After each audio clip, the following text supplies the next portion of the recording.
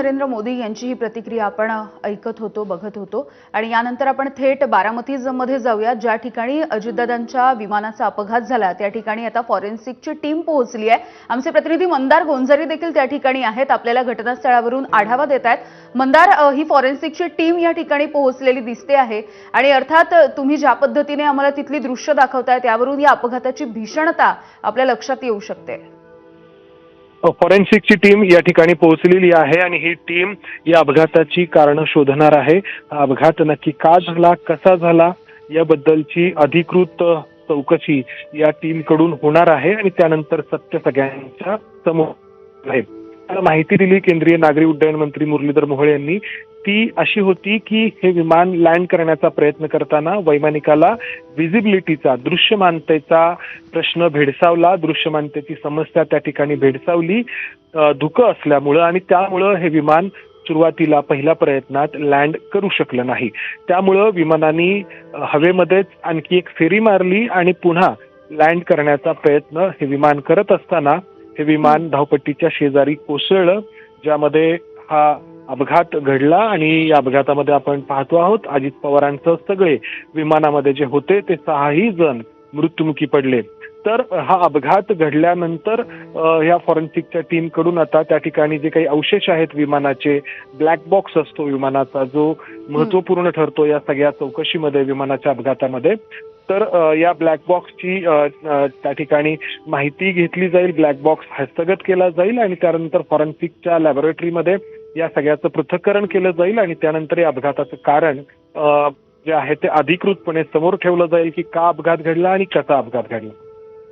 अगदी मंदार, पण या विमानाविषयी काही माहिती मिळू शकलेली आहे का? हे विमान अजितदादा कधीपासून वापरत होते? कारण याला साधारणपणे पॉलिटिकल फ्लाइंग असं आपण म्हणू, इलेक्शन फ्लाइंग असं म्हणतात की जे सध्या केलं जातं आहे प्रचाराच्या वेळेला, तर याबद्दल काही माहिती देऊ शकाल का? हे विमान जवळपास 2.5 वर्षांपूर्वी वापरामध्ये आलं आणि या कंपनीकडून हे विमान अर्थातच जशी काही मागणी आहे तसं ते भाड्याने दिलं जात होतं। मात्र अजित पवार काही विमानाचा वापर अलीकडे करत होते असं नाही, वर्षानुवर्ष अजित पवार हे विमानाचा वापर करत आले। त्यांच्या कामाचा झपाटा, त्यांच्यावरती असलेल्या जबाबदाऱ्या यामुळे सातत्याने अजित पवार हे विमानाने प्रवास करत आले। हेलिकॉप्टरनी प्रवास करणं हे अधिक धोक्याचं मानलं जातं विमानापेक्षा। विमानाचा प्रवास हा त्या अर्थाने हेलिकॉप्टरपेक्षा अधिक भरवशाचा मानला जातो आणि त्यामुळं बरेच नेते आपण पाहतो की हेलिकॉप्टर ऐवजी अलीकडच्या काळामध्ये विमानाने प्रवास करणं पसंत करतात। मात्र तरी देखील हा अपघात घडला। बारामतीमध्ये आज जिल्हा परिषदेच्या निवडणुकीसाठी 4 प्रचार सभा अजित पवार घेणार होते। पहिली प्रचार सभा 9-9:30च्या दरम्यान होती, त्यासाठी 8:50 हे विमान पुणे बारामती एअरपोर्टवरती लँड होणार होतं। मात्र त्याआधी या विमानाला अपघात घडला। जे नियोजित वेळ होती त्याआधी काही सेकंद हे विमान अपघातग्रस्त झालं। हे विमान लँड करण्याचा प्रयत्न करत असताना नक्की काय घडलं हे आता या फॉरेन्सिक टीमच्या तपासाचा भाग असणार आहे। त्यासाठी फॉरेन्सिकची ही टीम या ठिकाणी पोहोचलेली आहे आणि या टीम कडून ब्लॅक बॉक्स हस्तगत केला जातो आहे, इतर माहिती घेतली जाते आहे, इतर जे अवशेष आहेत या विमानाचे ते हस्तगत केले जात आहेत आणि त्यानंतर ही फॉरेन्सिकची टीम त्यांचा अहवाल हे सादर करणार आहे आणि त्यानंतर या अपघाताचं नेमकं कारण जे आहे ते समोर येणार आहे। बारामती एअरपोर्टचं जे गेट आहे तिथून जवळपास 2 ते 3 किलोमीटर अंतरावरती असलेल्या धावपट्टीच्या ठिकाणी हा अपघात घडलेला आहे। मंदार, खरं तर गेल्या काही महिन्यांपूर्वी माझ्या मते तूच रिपोर्टिंग करत होता, एक विमान अपघातग्रस्त झालेलं होतं।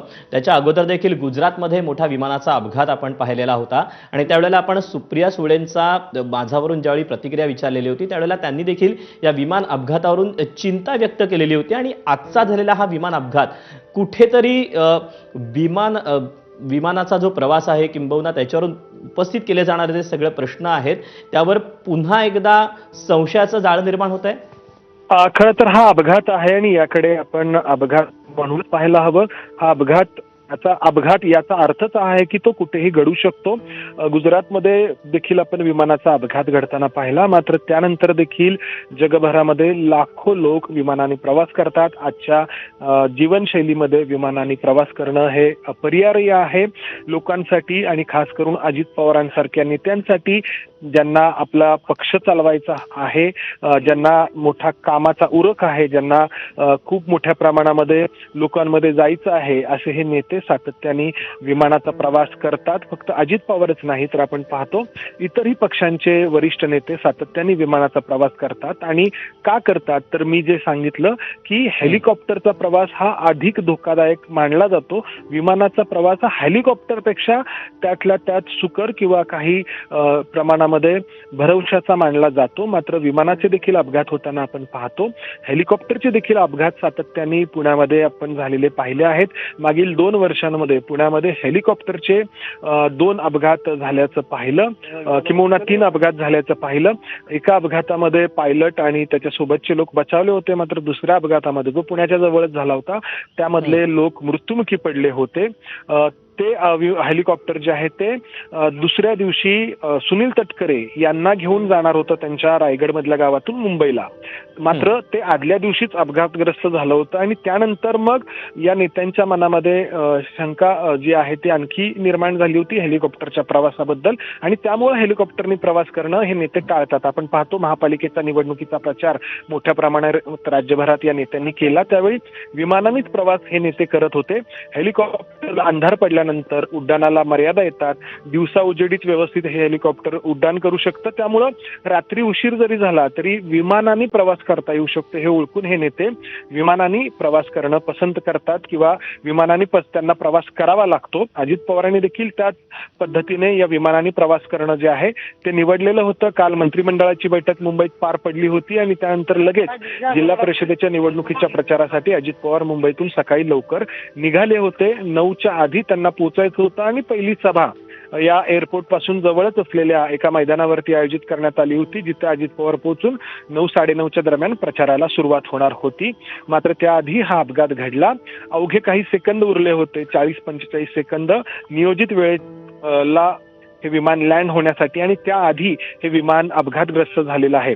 जी माहिती समोर ठेवलेली आहे मुरलीधर मोहोळ या खात्याचे मंत्री, नागरी उड्डयन मंत्री यांनी, त्यानुसार व्हिजिबिलिटीचा, दृश्यमानतेचा प्रश्न पायलटला भेडसावला आणि त्यामुळं त्यांनी एक मेसेज देखील दिला. व्हिजिबिलिटी त्या ठिकाणी नव्हती आणि त्यामुळं हे विमान आणखी पुढे गेलं, अपघातग्रस्त झाला आणि त्यानंतरची जी काही घटना आहे ती घडल्याचं दिसतं आहे. आता फॉरेन्सिक टीम कडून सध्या घटनास्थळी पाहणी केली जाते.